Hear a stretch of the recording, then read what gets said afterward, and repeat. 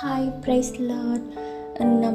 உங்களை ரொம்ப பிடிச்ச ஒருத்தவங்க இல்லாட்டி நீங்கள் நல்லா இருக்கணும் அப்படின்னு நினைக்கிற ஒருத்தவங்க உங்ககிட்ட ஏதாச்சும் ஒரு விஷயத்தில் ரொம்ப அட்வைஸ் மாதிரியாக புரிஞ்சிட்ருக்காங்க, இல்லாட்டி உங்களை வார்ன் பண்ணிட்டு மட்டும் இருக்காங்க அப்படின்னா நீங்கள் என்ன பண்ணுவீங்க? பூமரன்னு சொல்லிட்டு அவங்க சொல்கிறத காதில் வாங்காமல் போயிடுவீங்கள்ல.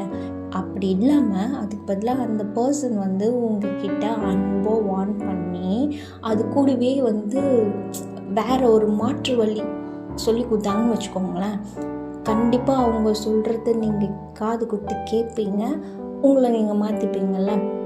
அந்த மாதிரி தான் இங்கே பைபிளில் 2 பேதுருவை பேதுரு ஒரு எச்சரிப்பின் செய்தியாக தான் எழுதுகிறாரு. இதில் மொத்தமே 3 சாப்டர் தான் இருக்குது. எச்சரிப்பின் செய்தியாக தான் எழுதுகிறாரு.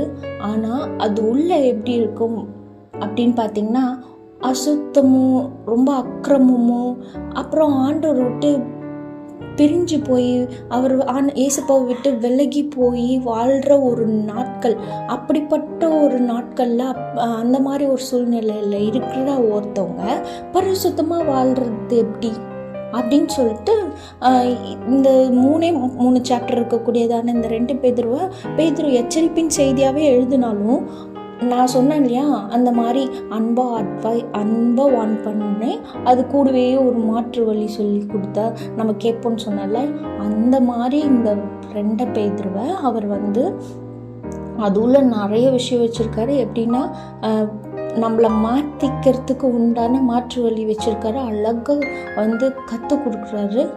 ரொம்ப முக்கியமான விஷயங்கள் இந்த புக்குள்ளே இருக்குது. நம்ம அடுத்தடுத்த வீடியோவில் அதை பார்க்கலாம், சரிங்களா? எச்சரிப்பின் செய்தியாக இருக்குது அப்படின்றதுனால நம்மளை ரொம்ப கண்டனம் பண்ணுற மாதிரி இருக்கும் அப்படின்னெல்லாம் யோசிக்காதீங்க. ஆனால் கண்டிப்பாக நம்மளை மாற்றிக்கிற அளவுக்கு ரொம்ப அன்பாக வார்ன் பண்ணி அழகாக ஒரு வழியும் சொல்லி கொடுத்துருக்கக்கூடிய ஒரு புக் இது. 3 சாப்டர் இருக்குது. நம்ம அடுத்தடுத்த வீடியோவில் பார்க்கலாம், சரிங்களா? Thank you so much. பாய்.